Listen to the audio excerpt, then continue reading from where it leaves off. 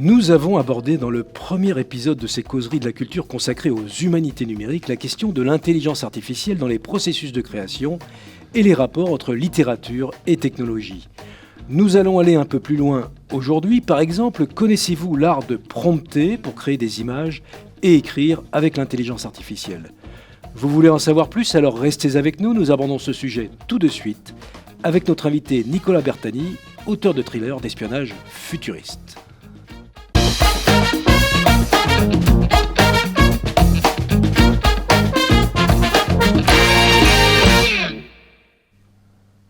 Et bienvenue dans ce deuxième épisode des causeries de la culture consacrées aux humanités numériques, à l'intelligence artificielle, la littérature et les technologies, avec un deuxième épisode qui sera consacré à l'intelligence artificielle promptée pour créer une image et écrire. Et pour cela, nous retrouvons Nicolas Bertani, que vous connaissez maintenant.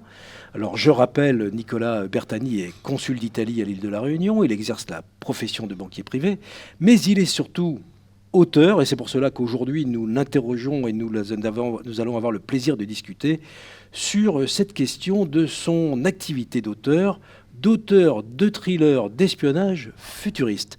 Alors, est-ce que l'on pourrait, Nicolas Bertani, avant de rentrer dans le sujet, c'est-à-dire l'intelligence artificielle pour prompter, pour faire de la création, est-ce qu'on pourrait revenir sur sur vos romans, sur votre roman ou sur votre saga qui se constitue de différents romans. Pour l'instant, vous en avez 5. Est-ce qu'on pourrait revenir et rappeler un petit peu pour les personnes qui n'auraient pas vu le premier épisode de quoi il s'agit ? Oui, avec plaisir, Christophe. Merci de m'accueillir. Alors, la saga que j'ai imaginée et que j'ai eu la chance de publier avec mon éditeur, Hello Édition, qui est une maison d'édition parisienne. C'est une saga qui s'appelle Tom Castle, avec différents titres, qui est en effet un thriller d'espionnage au long cours avec une famille qu'on voit évoluer, qui comprend essentiellement des Navy Seals, donc des Marines, qui ont quitté leur activité de combat et qui se sont réhabilités dans d'autres fonctions. Tom Castle, qui est le personnage principal de la saga, est un professeur d'intelligence artificielle, donc on est en plein dans le thème, à l'Université de Californie, et il est rappelé, notamment dans le premier tome, pour combattre une intelligence artificielle générale qui a atteint la singularité, c'est-à-dire qui est devenue autonome et qui pense à l'égal d'un humain et qui peut donc faire des choix, qu'ils soient bons ou mauvais, ce qui crée un peu de tension dans ce premier tome. Et donc on est dans une fiction d'anticipation qui est presque de la science-fiction, mais très proche, parce qu'on est en 2033, donc c'est après-demain, et on reste dans notre univers. Il n'y a pas de dystopie, on n'est pas dans Terminator ou dans Last of Us. Le monde est tel qu'il est aujourd'hui, simplement avec de nouveaux acteurs, de nouveaux outils, que ce soit sur le plan de la société civile, donc l'IA qu'on utilise un peu pour tout, et sur le plan militaire, bien sûr, l'intelligence artificielle s'est développée en 10 ans. En tout cas, je tire les traits de ce qu'elle commence déjà à être.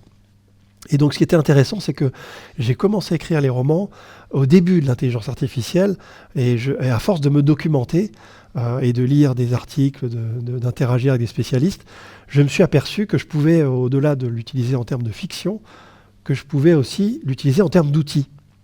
Et après avoir écrit le troisième roman, j'ai commencé à aller voir cette IA dont on va parler, qui s'appelle DALL-E, qui permet justement de prompter. Donc prompter, c'est écrire un texte qui donne des instructions en langage naturel, donc ça peut être en anglais, en français, en espagnol.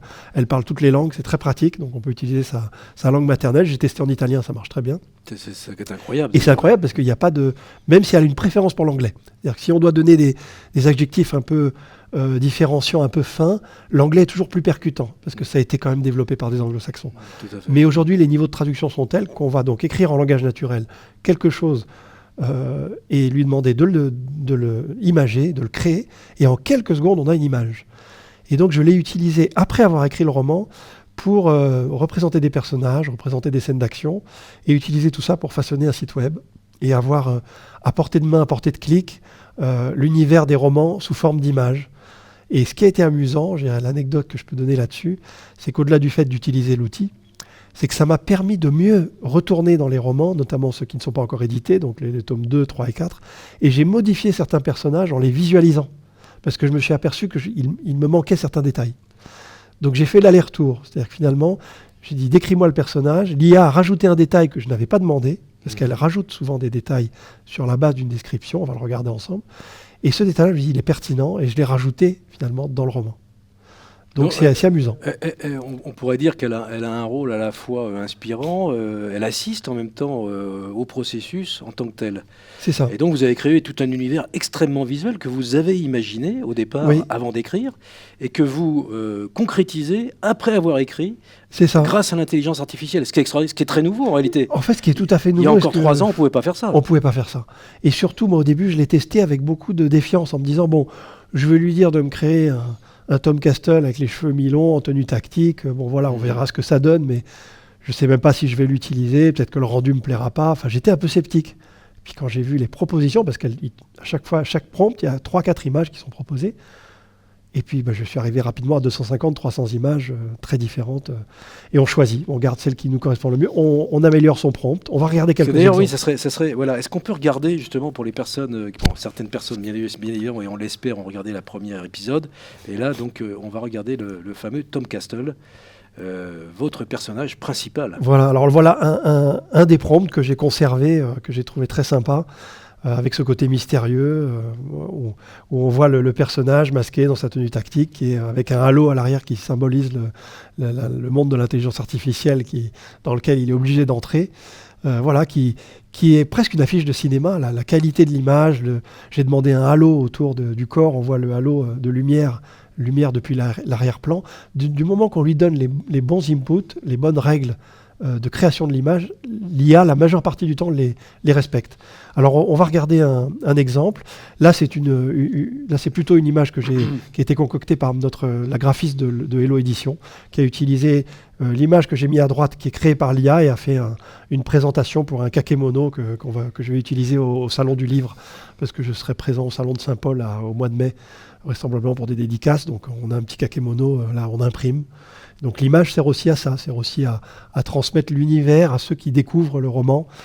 Il n'y a pas que la couverture, il y a aussi le kakémono qui permet d'avoir une image qui accroche. Donc là, on a le travail commun d'une graphiste professionnelle et de l'intelligence artificielle. Exactement. Elle a utilisé l'image que j'ai créée, elle l'a intégrée dans un fond stellaire, elle a créé le texte et elle a mis les logos. Excusez-moi, j'ai une petite... Alors, donc effectivement... On voit la qualité de ce qui est produit à ce stade, à tel point qu'avant même d'avoir lu le roman, puisqu'il n'est pas sorti aujourd'hui, c'est ça, oui. On est quasiment déjà en immersion dans son univers visuel. C'est ça qui m'a véritablement intrigué et surpris, c'est que je suis très visuel. Donc quand j'ai commencé à écrire, à chaque fois que je devais écrire une scène, un chapitre, je le visualisais mentalement et je voyais la scène. Parce que à force de lire, j'ai développé cette capacité de visualiser, et c'est comme ça que j'approche le roman. Pour moi, ça doit être cinématographique. C'est-à-dire quand on le lit, on doit pouvoir se le représenter et voir la scène progresser mentalement de manière facile et rapide. C'est pour ça qu'il n'y a pas de description trop lourde. J'essaie de doser le descriptif pour qu'il serve juste à créer le décor, et après tout de suite on est dans l'action. Et donc j'ai fait quelque chose à rebours grâce à DALL-E. J'ai pu dire, tiens, et si ce que j'ai écrit, j'essayais vraiment de le mettre en image, et le logiciel le permet, en tout cas, au moins sur une scène statique.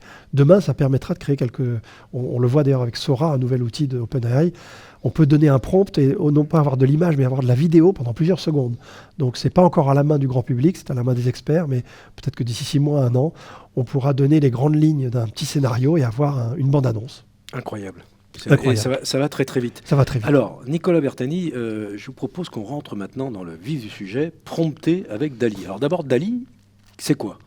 Alors DALL-E, c'est une forme d'application d'intelligence artificielle qui est contenu dans le logiciel Bing de la suite Microsoft. Vous avez Copilot qui est la suite. Si vous avez un compte Microsoft avec Word, Excel, etc., vous pouvez vous abonner en plus à cette partie-là, qui vous donne accès donc à ChatGPT, donc qui est un générateur de texte uniquement. Vous posez des questions textuelles, vous avez des réponses textuelles. Vous posez des questions en anglais, il vous répond en anglais. Vous lui demandez de traduire en japonais, il vous le traduit. Vous lui posez des questions, il a accès à tout l'univers de l'Internet, qui soit anglophone ou d'autres langues. Vous lui posez des questions sur la Réunion, combien y a-t-il de cirques, etc. Il vous fait une réponse structurée. Donc ça, c'est la génération de texte. Et DALL-E, c'est de la génération d'images. Donc il ne répond que par image. D'accord. Donc vous lui dites, montre-moi une image, crée-moi une image de telle manière, on va le montrer.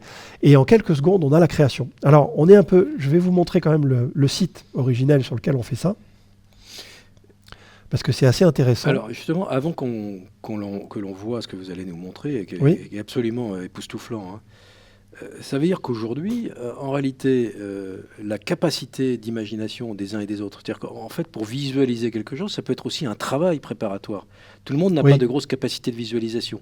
Mais pour bien utiliser cette intelligence artificielle qui va générer quelque chose, il faut soi-même être en mesure d'être imaginatif, d'avoir cette capacité de visualisation. Et d'utiliser un langage suffisamment précis. Et d'utiliser un langage Ça nous précis. ramène aussi à une maîtrise de notre langue. Et donc il faut maîtriser la langue. Et savoir utiliser les bons adjectifs, les bonnes coordonnées, pour que l'IA puisse les interpréter de la manière dont nous, on le souhaite. Et cette fois-ci, ce n'est pas du code informatique. Je dirais qu'avant, c'était réservé à des codeurs. Là, c'est du langage naturel. Là, c'est du langage naturel. C'est ça.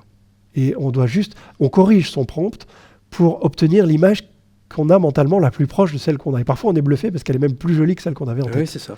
Et donc, c'est vraiment, c'est très impressionnant. Très impressionnant. Alors, allons-y, rentrons dans le vif du sujet avec un premier test. Alors, je vais vous montrer... Un premier prompt, d'ailleurs. Voilà, un premier prompt. Je vous montre d'abord le prompt et après, on va voir l'outil. Alors, le prompt. Alors, ce premier prompt, voilà, c'est le prompt d'un méchant, le bad guy, comme on dit en anglais. Donc là, le langage est très simple. Un plan large distant, très réaliste. Pourquoi ? Ça, c'est pour la qualité de l'image. J'ai rajouté qualité HD haute définition pour être sûr qu'il me fasse une image très précise. Un homme, 50 ans, mâchoire carrée, chauve, les yeux noirs, regard intense, un foulard en soie à motif doré dépasse de sa chemise noire avec des boutons de manchette. Il tient un verre de whisky et est assis sur un fauteuil rouge. Il porte une grosse chevalière en or avec un S de couleur argent au centre d'une pierre noire. Brille dans la pénombre, une faible lumière tamisée diffusée par de longues appliques murales. C'est en partie ce qu'il y a dans mon roman, pris par morceaux de phrases, pour lui donner les détails, l'atmosphère. Et ce qui est fort, c'est que l'IA interprète l'atmosphère. C'est-à-dire que si on lui dit qu'une pierre noire brille dans la pénombre, qu'il y a un plan large distant et que la lumière est faible et provient d'appliques, elle comprend que c'est un éclairage indirect. Il n'y a pas besoin de lui expliquer, fait un éclairage indirect. Elle va extrapoler. En fait. Elle va extrapoler, exactement. Et elle vous propose différentes images. Donc voilà le résultat. 2 images proposées par le prompt. Incroyable. Une première où on a un homme chauve qui n'a pas de barbe, avec en effet non pas une mais 2 chevalières. Donc il y a parfois des petites injustesses, mais qui ne sont pas gênantes, finalement. Il y a bien le verre à whisky, il est bien sur un fauteuil rouge, il y a quelques appliques. Sur l'autre photo, il a rajouté une boucle d'oreille. C'est un méchant, donc dans le côté pirate. Bon, voilà, il a interprété. D'accord. Dans l'autre image, on a quelqu'un avec une barbe de 4 jours, qui a cette fois-ci la unique chevalière décrite exactement comme je le souhaitais, donc qui est plus juste, avec le foulard qui dépasse de la chemise, alors que sur l'autre photo, il était simplement une sorte de cravate ouverte, c'était moins précis. Mais le ton, le regard intense, la noirceur, les appliques murales très longues, enfin, c'est sympa. Et c'est le même prompt, là C'est le même prompt. C'est le même prompt, mais plusieurs essais, en fait. Il en propose toujours 4. Ah, il en propose 4, d'accord. Voilà, là, j'en ai sélectionné les 2 qui me semblaient les plus sympas. D'accord. Et ça, c'est une image d'écran que j'ai copiée.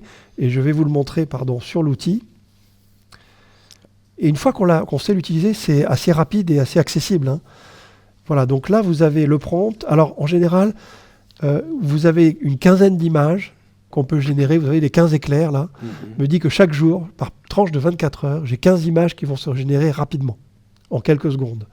Une fois que j'ai utilisé mon crédit, parce que ça consomme énormément de ressources pour ça, c'est un compte gratuit. Côté serveur, quoi. Côté serveur.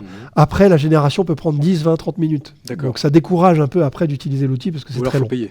Ou alors, il faut passer sur des forfaits payants. Exactement. D'accord. Donc je pense que beaucoup de graphistes vont travailler avec ce genre d'outil aujourd'hui. C'est incontournable. Incontournable. Parce que c'est un gain de productivité. C'est un gain de Après, eux, ils peuvent utiliser en JPEG l'image, aller dans Microsoft, dans Photoshop et changer plein de choses. Et avec leurs outils avec lesquels ils savent travailler, mais ils partent sur une base. J'en ai parlé avec la graphiste de Hello, elle l'utilise au quotidien. Oui, c'est un gain de productivité extraordinaire. Voilà, c'est formidable. Et pour nous, finalement, pour un auteur, je prends la veste un instant d'auteur, ce qui est amusant, c'est de se dire que ce qu'on a dans la tête et ce qu'on essaye de mettre en mots, que chacun imagine en tant que lecteur, on a un vecteur commun pour partager notre vision finalement. C'est ça. Et c'est pour ça que je me suis dit, je vais faire un site web parce que je vais mettre les images telles que moi je les ai visualisées, ce qui n'empêche pas après de visualiser différemment les personnages, mais ça donne une clé d'entrée très rapide. C'est vrai que le visuel, on peut pas, l'image, ça nous parle immédiatement. Bien sûr. Là, j'ai fait un test, par exemple, que je voulais une image d'illustration que j'ai utilisée un peu après.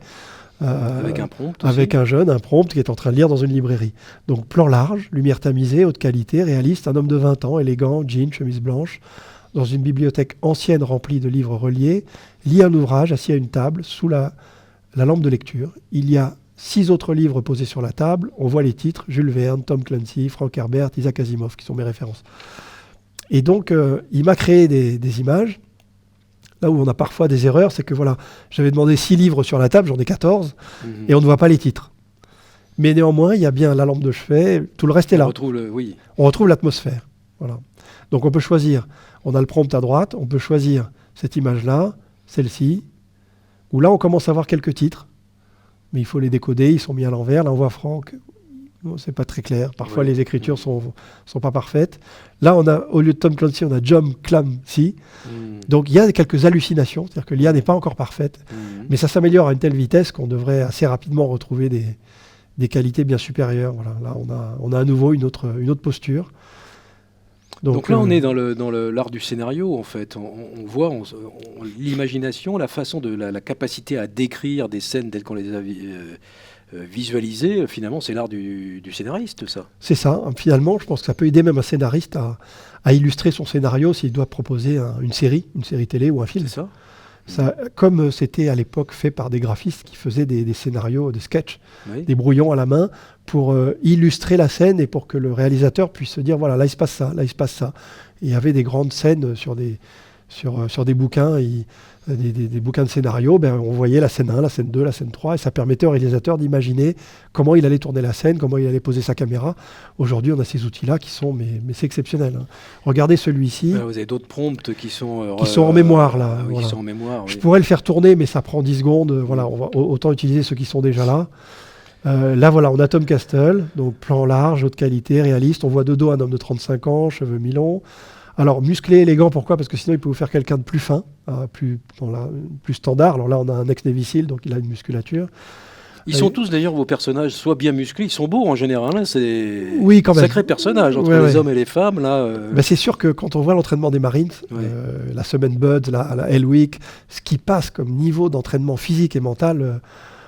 jusqu'à la quarantaine, on a des surhommes en fait, surentraînés qui peuvent faire du biathlon, du triathlon, les doigts dans le nez, ils savent tout faire, nager, courir. C'est un corps d'élite, voilà. Et en plus, là, on est sur pour le propre de l'action, sur des personnages qui en plus utilisent leur tête pour résoudre des enquêtes. Donc c'est plus rigolo. Ça donne un panel plus large, voilà. Tout à fait. Donc là, il est assis au sommet d'un rocher, il observe la vallée remplie de forêts, d'une brume épaisse, couleur chaude du coucher de soleil, depuis l'arrière-plan, avec léger contre-jour. Voilà. Donc cette interprétation-là, l'IA peut la donner. L'idée, c'est toujours de masquer un peu le visage, pour donner une suggestion au lecteur. Et d'ailleurs, dans les affiches dans les couvertures de romans, j'ai été regarder ça parce que j'ai beaucoup d'auteurs que je suis de près, comme James Patterson, Tom Clancy, Robert Ludlum, l'auteur des Jason Bourne. Et quand je vais voir les couvertures des romans, on ne voit que rarement le visage de face du protagoniste. On le voit souvent de dos, en contre-jour, en train de courir, en train de sauter, en train d'échapper. Pourquoi ? Parce que je pense que ça nourrit notre imaginaire. Donc voilà, je me suis dit, je vais aussi créer quelques images qui relatent ça, puisque visiblement, le visage, c'est vraiment l'intime. Chacun doit le voir comme il a envie de le voir. Tout à fait. Et d'ailleurs, ces images finalement sont générées, mais on retrouve des styles qu'on peut retrouver dans des images qui ont été produites par des graphistes. Donc l'intelligence artificielle s'est nourrie à un moment donné de la création humaine. Mais complètement. D'ailleurs, quand j'ai sur pas mal d'images de Tom Castle, on va aller le voir après sur le site web, je retrouve des traits qui ressemblent à Tom Cruise, par exemple. Parce qu'il est tellement omniprésent sur les films d'action, sur les images, que l'IA a dû utiliser ces traits-là en disant celui-là, c'est le hérotype, on va le garder. C'est le hérotype, Et dans les yeux, le visage, souvent on dit on dirait Tom Cruise. Oui, absolument. Je pense que c'est lié à son entraînement, absolument. Voilà, on va revenir sur le diaporama. Un autre exemple rapide de prompt. On va passer d'autres prompts, on va passer assez rapidement, comme ça après on pourra découvrir. Oui, voilà, là c'était simplement un hélicoptère de combat avec un soldat blond qui est russe en tenue militaire. Il y a la porte ouverte et il regarde un lagon avec une forêt et 2 villas. Voilà, on retrouve effectivement des codes du type, même de. On est dans le film d'aventure avec là on ne sait pas s'il est bon ou méchant, je vous laisserai, c'est le 2e tome, vous le découvrirez. Là, c'est un autre prompt qui est cette fois-ci imaginaire, qui n'est pas lié à mes romans. C'était pour le montrer qu'on peut justement faire des prompts sur des choses qui n'existent pas. Un plan très large, cinématographique, lumière latérale, coucher de soleil, la Statue de la Liberté est recouverte de glace, Une banquise s'étend jusqu'à Manhattan, les buildings sont couverts de glace, il neige, une équipe de 6 chercheurs habillés en parka rouge, avec des casques brillants, marche sur la banquise avec un traîneau des chiens husky en direction de New York. Alors voilà, donc on a cette image-là complètement surréaliste qui serait liée à un dérèglement climatique, des choses qui peuvent arriver. Hein. C'était d'ailleurs très bien repris dans le film 2012, où on avait l'inversion du courant Gulf Stream, et puis moins 30, moins 40 à New York, avec voilà, tout qui gelait. Et l'image est d'une qualité rare. Je trouve extraordinaire. Parce qu'on voit vraiment une banquise à New York, sur la baie, en face de Manhattan. C'est surréaliste et ça permet vraiment, je trouve, pour un auteur, même avant son roman, de se dire, tiens, comment je pourrais représenter telle scène. Finalement, ça peut nous aider à rédiger. Et ça peut aider tout un chacun, si vous avez envie d'écrire une nouvelle, de vous lancer. Que finalement, le prompt peut être le démarrage, et ça vous aide à visualiser. Et après, du coup, vous écrivez en décrivant ce que vous avez. L'IA vous aide en fait à écrire vous-même naturellement. Oui, parce que vous disiez dans le premier épisode que vous aviez, vous, cette habitude, cette capacité à visualiser avant d'écrire. Peut-être que ce n'était pas une aptitude pour l'ensemble des personnes qui souhaiteraient voilà, créer, par justement, et moi j'ai remarqué ça, que quand j'avais des antagonistes, par exemple, les avoir décrits avec l'IA, avoir le visage du méchant, son complet 3 pièces. Et j'avais oublié, il lui a mis une cicatrice à un endroit. Je dis, mais c'est génial, j'avais pas pensé à la cicatrice. Oui. Et du coup, j'ai modifié le descriptif dans mon roman. Ça m'a aidé encore à mieux visualiser. Donc c'est un entraînement finalement. Et je pense que c'est le meilleur moyen d'utiliser l'IA, c'est de l'utiliser pour renforcer nos compétences humaines. Voilà. Ça nous rend plus efficaces, plus justes. Ça nous aide à développer notre imaginaire, notre capacité à écrire, à donner des bons prompts. Donc ça développe notre langage, notre capacité après à écrire si on est romancier, à écrire des sujets si on a à faire une présentation. On peut l'utiliser aussi, non pas pour nous mâcher le travail, mais pour nous aider à développer nos propres compétences finalement. Alors vous avez représenté aussi vos personnages. Alors là, je voulais vous montrer la capacité de l'IA selon le thème qu'on lui donne. Le premier prompt, c'est simplement style James Bond, mais moi, 2 jeunes mariés vus de dos sur un porte-avions, pour faire simple. Et donc c'est le prompt de gauche. Et on a vraiment quelque chose d'hyper réaliste qui fait penser en effet au film de James Bond. Donc on a Tom et Donna. Et le deuxième prompt, j'ai rajouté en bas style comics ou style Marvel. Donc là, vous avez donné le choix où, avec l'opérateur logique où. Et j'ai dit à l'IA, fais-moi quelque chose qui ressemble plus à une BD finalement. Et en effet, le rendu de droite, il est impressionnant. Parce qu'on a des couleurs pastel, on a des... Plus rien à voir. On a des personnages qui sont brossés au crayon. Même le porte-avions, il est magnifique parce qu'il est presque trop haut, mais ça ressemble à de la BD. C'est-à-dire on est dans la BD. On est dans un monde de BD. Donc il est capable d'interpréter et ça peut donner une tonalité finalement après à notre écrit. Ça, c'est très amusant. Absolument. Voilà. Alors pour cela, vous avez développé un site web. Vous avez développé un site web qui va vous permettre d'être en interaction avec vos lecteurs. C'est l'idée. Il est très, très fortement probable que cette saga, effectivement, vous amène à aussi nourrir votre processus de création avec vos lecteurs. C'est l'idée, en fait, et je me suis dit, ça peut être chouette d'avoir les retours des lecteurs aussi par rapport à ces images, savoir ce qu'ils en pensent. Donc là, il sera publié bientôt, il n'est pas encore en ligne, mais voilà, je le montre en avant-première, on va dire.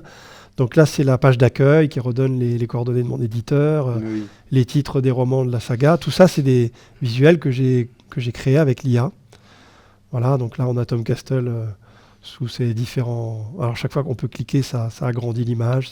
Ah oui, c'est très interactif. C'est sympa. D'accord. Alors, donc, vous avez développé ce site avec un outil spécial. Alors, avec Webador, qui est un éditeur de web qui transforme aussi le site en vision mobile.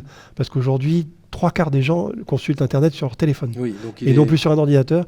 Et donc, toute la mise en page change pour être parfaite. Ce qu'on appelle responsive, quoi. C'est exactement. Le côté responsive. Et ça, c'est très sympa. Voilà, donc là, c'est l'onglet d'accueil. Je vais vous montrer cet onglet-là, parce que c'est normal on va être au cœur de cet onglet-là. Ah oui, il me dit qu'il n'est pas encore publié. Oui, c'est très gentil. Et effectivement, ce site-là n'est pas encore accessible. Voilà, donc, je vais vous le montrer comme ça sur la partie administrateur. Donc là, il y a la place pour les différentes causeries. Donc là, donc ces causeries seront visibles aussi sur votre exactement. Site. Et j'ai mis un onglet ici, par exemple, voter, où je me suis dit, tiens, c'est marrant, parce que l'idée que j'ai eue d'essayer de visualiser, par exemple, un chapitre, une scène d'un chapitre. Donc là, il y a dans le 3e chapitre du tome 1, il y a Tom Castle qui donne un cours dans un amphi à UCLA, donc à l'Université de Californie. Oui. Et on est en 2033, la technologie fait qu'il y a un écran holographique géant. comme on en a rêvé, on a vu dans certains films. Donc cet écran suspendu dans le vide, entièrement transparent, qui permet finalement de montrer de manière très proche à toute la salle un contenu de manière en 3D, quoi. C'est magnifique, même pour une salle de 400 personnes. On est comme dans un cinéma, c'est superbe, quoi. Voilà, c'est le cinéma à l'université. À l'université. Et je me dis, l'université du futur, quoi. C'est ça, l'université du futur. Et je me dis, chaque lecteur va avoir eu sa propre imagination de cet écran. Donc j'en ai proposé différentes variantes qui sont là et qui permettent de voter ensuite. Mettez votre commentaire, votez et dites-moi laquelle ressemble le plus à la variante que vous avez retenue, en fait. Voilà. Est-ce que c'est un écran qui est tout au fond de la salle? Est-ce que c'est un écran semi-circulaire? Voilà. Donc j'ai mis quelques exemples de ce que l'IA elle-même m'a suggéré sur la base de mon prompt. Donc je me dis, l'IA peut permettre aussi d'interagir et de discuter avec les lecteurs sur la base justement de représentation de ce qu'eux voient dans le roman. Voilà. Très bien. Donc ce site sera disponible... Fin de semaine. Je vais le mettre en ligne vendredi. À la fin de semaine de cette semaine. Ouais. Ah oui, donc ça va très vite. Oui, parce que j'ai enfin terminé les grandes lignes. D'accord. Il y a par exemple la description du tome 1, elle est assez aboutie parce qu'il va sortir au début mai. Donc il y a déjà la couverture, il y a déjà la préface que j'ai mise.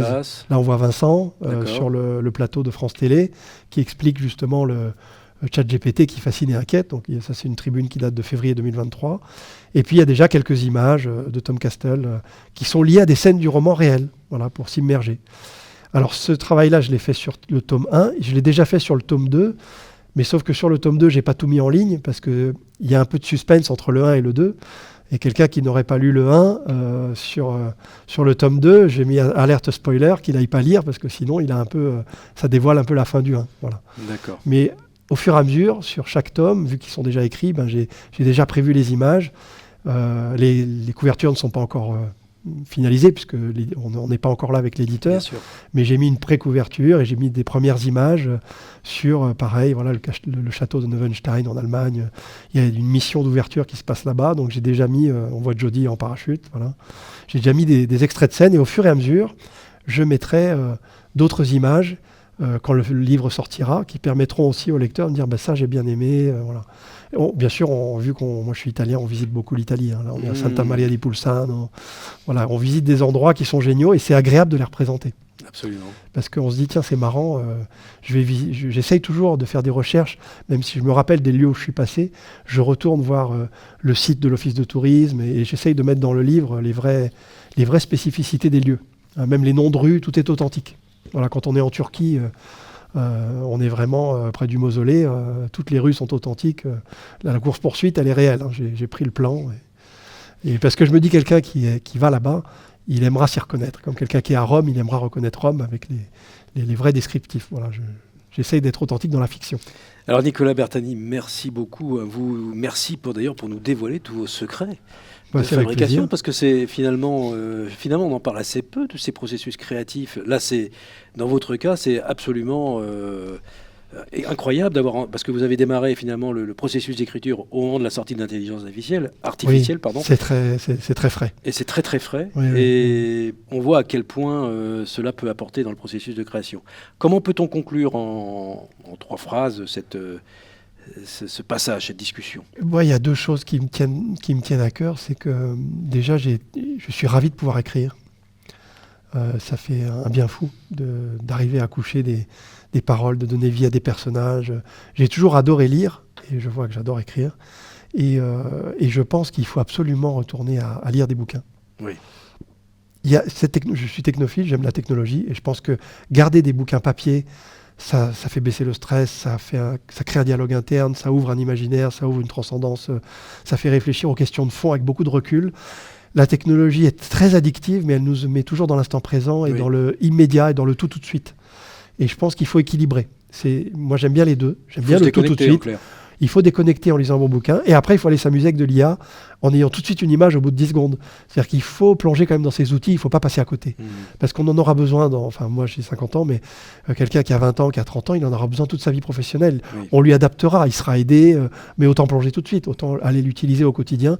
Parce qu'il y a un intérêt à l'utiliser. Ça peut être utile pour développer nos connaissances, nos compétences en tant qu'humain. Moi, c'est comme ça que je le vois.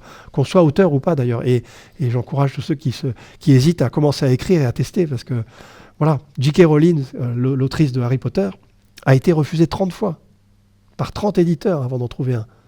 Donc, quand on voit ce qu'elle est devenue aujourd'hui, je pense qu'il faut insister. Voilà. En tous les cas, merci beaucoup Nicolas Bertani. Nous vous retrouverons pour deux autres causeries consacrées encore une fois à votre processus de création.